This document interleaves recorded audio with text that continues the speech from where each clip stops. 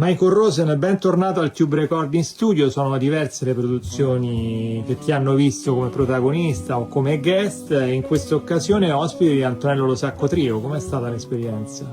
Beh, molto bello, molto simpatico. Per me è un piacere suonare con qualcuno di una generazione più giovane, perché portano un po' di freschezza. I pezzi loro sono molto belli, moderni, aperti.